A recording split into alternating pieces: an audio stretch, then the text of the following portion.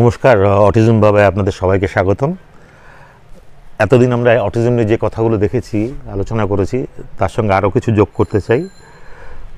প্রথম কথা হচ্ছে যে অটিজম যখন ডিটেক্টেড হবে, আপনাদের খেয়াল রাখতে হবে যে বাচ্চাদের ক্ষেত্রে তাদের যে ডেভেলপমেন্টাল মাইলস্টোনগুলো আছে, অর্থাৎ কবে হামাগুড়ি দিল, কবে উল্টাতে পারলো, কবে উঠে দাঁড়ালো, এগুলো সবগুলির একটা নির্দিষ্ট সময় আছে। সেই সময়গুলো যদি ঠিকঠাক মতো সময়ে বাচ্চাটি নিজে নিজে উল্টাতে না পারে, নিজে নিজে হামাগুড়ি না দিতে পারে, নিজে নিজে উঠে দাঁড়াতে না পারে, এই সময়গুলো যদি সঠিক সময় না হয়, তাহলে সেক্ষেত্রে আপনাদেরকে সতর্ক হয়ে যেতে হবে এবং ডাক্তারবাবুকে সেটা জানাতে হবে। এবং ডাক্তারবাবু বা আপনাদের এলাকার অঙ্গনওয়াড়ি কর্মী, আশাকর্মী, এএনএম এদেরকে জানাতে হবে। তাহলে শুরুর থেকে যদি চিকিৎসা করানো যায়, তাহলে অনেকটাই অটিজমটাকে আটকে দেওয়া যায় এবং অনেক ক্ষেত্রে ভালো হয়ে যায় শুরুর দিকটাকে ধরে। এই অটিস্টিক ট্রেট যে ব্যাপারটাই, এটাকে আজকের দিনে বলা হয় অটিজম স্পেকট্রাম ডিসঅর্ডার। স্পেকট্রামে কেউ বাইরে, যেমন বর্ণালীগুলো স্পেকট্রাম যেমন শঙ্কু আকৃতিতে ছোটোর থেকে বড়োর দিকে বেরিয়ে যায়, তো কেউ অটিজম থেকে বেরিয়েও আসতে পারেন, আবার কেউ ঢুকেও যেতে পারেন। তো আমার ছেলের ক্ষেত্রে, আকাশের ক্ষেত্রে হচ্ছে গিয়ে সিভিয়ারলি অটিস্টিক আর কি। অনেকে মডারেট হন, একই কাজ বারবার করেন, বা আবার এদের মধ্যে যারা ভার্বাল আছে, অর্থাৎ কথা বলতে পারে, আবার অনেকে কথা বলতে পারেন না। সেই অনুযায়ী তাদেরকে তার চিকিৎসা করতে হয়, ওষুধপত্র দিতে হয় এবং সাইকিয়াট্রিস্টের সঙ্গে কথা বলতে হয়, সাইকোঅ্যানালিস্টের সঙ্গে কথা বলতে হয়। তো কখনো হাল ছেড়ে দেওয়া যাবে না, হাল ছাড়ার কোনো প্রশ্নই ওঠে না আর কি। এবং যেটা করতে হবে যে বাবা মায়েদের এবং কেয়ার গিভারদের এবং তার পরিবার পরিজনদের, এদের সঙ্গে যে বিহেভিয়ারটা করবেন সেটা দ্যাট শুড বি ইউনিফর্ম, একই রকম ব্যবহার করতে হবে। একটা কথা মনে রাখবেন যে একটি স্টাডিতে দেখা যায় যে অটিস্টিক বাচ্চাদের ক্ষেত্রে, যেহেতু দেখবেন এমআরআই করে বা সিটি স্ক্যানে কিন্তু ব্রেনের কোনো ডিফেক্ট ধরা পড়ছে না, কারণ এটা একদম কোষের মধ্যে যে রাসায়নিক সংশ্লেষগুলো, রাসায়নিক যে বিক্রিয়াগুলো হয়, সেলুলার লেভেলে সমস্যাগুলো হয় আর কি। তো সেগুলো অনেক জটিল ব্যাপার, সেগুলো ডাক্তারবাবুরা গবেষণা করছেন এবং আমি বিশ্বাস রাখি, বিজ্ঞানের উপর বিশ্বাস রাখি, ডাক্তারবাবুদের এবং রিসার্চারদের ডেডিকেশনের উপর বিশ্বাস রাখি। কোনো না কোনো দিন নিশ্চয়ই এটা নিরাময় আমরা পাবো। যতদিন না বেরোচ্ছে ততদিন পর্যন্ত লড়াই আমাদের চালাতে হবে। সেই লড়াই চালাতে গেলে যেটা করতে হবে যে আমাদেরকে নিজেদেরকে সচেতন হতে হবে এবং জানতে হবে কী করতে হবে। একটা স্টাডিতে দেখা গেছে যে অটিস্টিক মানুষদের কাছে বা বাচ্চাদের ক্ষেত্রে যে সাউন্ড ইম্পালসগুলো, যেমন ধরুন আমি কথা বলছি, আপনারা শুনছেন এখন, আর তো সেটা শুনে আপনার ব্রেন সঙ্গে সঙ্গে বুঝে নিচ্ছে যে আমি এই বাংলা ভাষায় কথা বলছি। আপনি যদি অন্য ভাষাভাষী হন, কিছু শব্দ হয়তো আপনার পরিচিত লাগছে, কিন্তু আপনি যদি চাইনিজ হন, তাহলে এই শব্দগুলো আপনার কাছে একদম কোনো মানে রাখবে না। তো অটিস্টিক বাচ্চাদের ক্ষেত্রে অনেক সময় হয় যে বাইরের জগৎটা ওদের কাছে একজন বাঙালি লোকের হঠাৎ করে গিয়ে সেজুয়ানে গিয়ে পড়ার মতো বা সাংহাইয়ে গিয়ে পড়ার মতো, সেরকমই সাংঘাতিক ব্যাপার আর কি। তো কিছুই তার মাথা ঢুকবে না, কি বলছে লোকে, কি বলতে চাইছে, কি করতে চাইছে, কিছু সে বুঝবে না। তাকে বোঝাতে হবে, তার সঙ্গে সংযোগ স্থাপন করতে হবে। এবং এদের ক্ষেত্রে যে স্টাডির কথা আমি বলছিলাম, সেই স্টাডিতে দেখা গেছে যে খুব মাইক্রো সেকেন্ড বা মিলি সেকেন্ডের এদের একটা গ্যাপ হয় শব্দ প্রসেসিংয়ের ক্ষেত্রে ব্রেনে।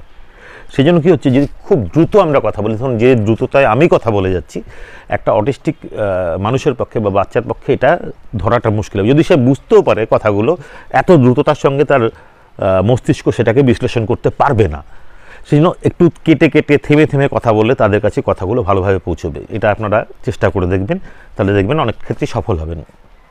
আরেকটা ব্যাপার মনে রাখতে হবে যে অটিস্টিক বাচ্চাদের ক্ষেত্রে, অধিকাংশদের ক্ষেত্রে, তারা স্মৃতিটা ধরে রাখতে পারে না। আমরা যেমন একটা জিনিস শিখলাম, শিখে সেটা মনে রেখে দিলাম, এদের ক্ষেত্রে কী হয়, আপনি একটা জিনিস যে কোনো স্কিল সে ডেভেলপ করলো, মনে করুন যে আমাদের যদি পেশিগত দিক থেকে বলি, যেটাকে ফাইন মোটর স্কিল, ধরুন কলম ধরতে পারা, এটা একটা ফাইন মোটর স্কিল।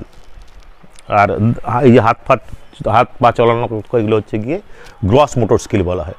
তো একটা বাচ্চা হয়তো দেখা গেলো যে অনেক চেষ্টা করে আপনি তাকে কলম ধরতে শেখালেন, কিন্তু এইবার শিখিয়ে দিয়ে আপনি খুব আনন্দ পেলেন। এটা সত্যি সত্যি যারা আমরা যারা এই ধরনের বাচ্চাদের অভিভাবক বা পিতামাতা তারা জানি যে যখন এই এক একটা ছোট ছোট কাজ যেটা অন্যদের কাছে হয়তো অতটা গুরুত্বপূর্ণ না, আমাদেরকে কতটা আনন্দ সেটা দেয় আর কি। আপনারা দেখেছেন যে আকাশ নীল যখন একটা সারেগামাপা বাজিয়েছে তখন কি উচ্ছ্বাস আমাদের মধ্যে এসেছিল।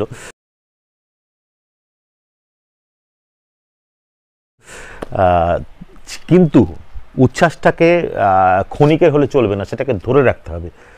যখনই সে ফাইন মোটর একটা স্কিল বা কোনো কিছু করতে পারলো, আমি এটা উদাহরণস্বরূপ বলছি যে কলমটা ধরতে পারছে সে, এবার কলমটা ধরতে পারছে, আপনি মনে করলেন যে কলম ধরতে পারছে, আপনি খুব খুশি হলেন, আপনার পরিবার পরিজন আপনার দূরে থাকে আত্মীয় স্বজনকে বললেন যে জানেন আমার আকাশ বা আপনার ছেলে বা মেয়ে যারই হোক না কেন সে আজকে কলম ধরেছে বা একটু স্ক্রিবল করেছে, একটু কিছু লিখতে পারছে, একটু শেপ করতে পারছে। কিন্তু এটাতে গ্যাপ দেওয়া যাবে না, তাকে প্রত্যেক দিন ওটা করাতে হবে, ব্রিক বাই ব্রিক, ইট যেমন করে সাজিয়ে সাজিয়ে করতে হয় সেইভাবে করতে হবে প্রত্যেক দিনই। সে যতটুকু জানে সেটা সেই এক্সারসাইজগুলো তাকে করাতে হবে, ফিজিক্যাল এক্সারসাইজ করাতে হবে, সেন্সারিগুলো করাতে দেখে নিতে হবে। দেখবেন ওরা নিজেরা কখনো কখনো চুল করে রাফ সারফেসে গিয়ে ঘষাঘষি করবে। আমার ছেলের ক্ষেত্রে যেমন অনেকগুলো জায়গায় রেগে গেলে পরে মাথা ঢুকছে, আকাশের মাথায় দেখবেন দাগ আছে, পায়ে আমি আপনাদের দেখানো হয়নি, পাটা ঘষে ঘষে ঘষে ঘষে অনেক জায়গায় ছাল তুলে ফেলেছে।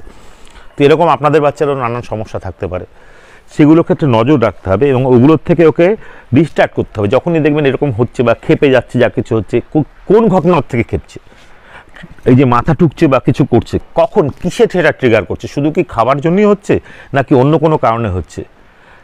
আপনারা আরেকজনের ভিডিও অবশ্যই দেখবেন, টেম্পল গ্রান্ডিন বলে একজন আছেন যিনি অটিস্টিক ছিলেন, কিন্তু তিনি পিএইচডি করেছেন, পরবর্তীতে এখন পড়ান।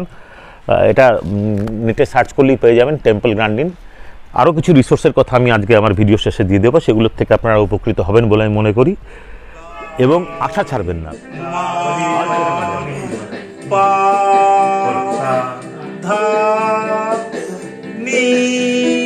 বাইরে বের করতে হবে বাচ্চাকে, সেগুলোকে জানাতে হবে, জগৎটাকে সম্বন্ধে পরিচিত করতে হবে। এবং একটা ব্যাপার দেখা গেছে স্টাডিতে যে ভিজুয়াল যে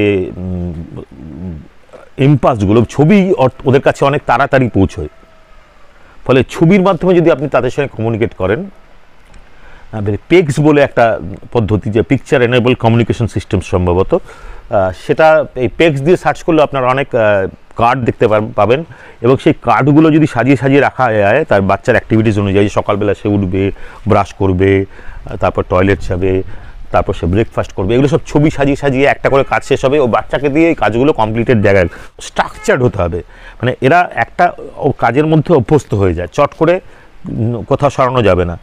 এবং যদি কখনো দূরে যেতে হয়, কোথাও চলে যাচ্ছেন বা কাজে জরুরিয়াত কাজে যেতে হচ্ছে, কোনো কাজে বেরোতে হচ্ছে, তো তাকে তার বহু আগের থেকে প্রস্তুত করতে হবে মানসিকভাবে, কারণ এর চট করে পরিবর্তন এরা মেনে নিতে পারেন না, এবং ওরা মনে করে যে জগৎটা ওদেরকে ঘিরেই আবর্তিত হচ্ছে।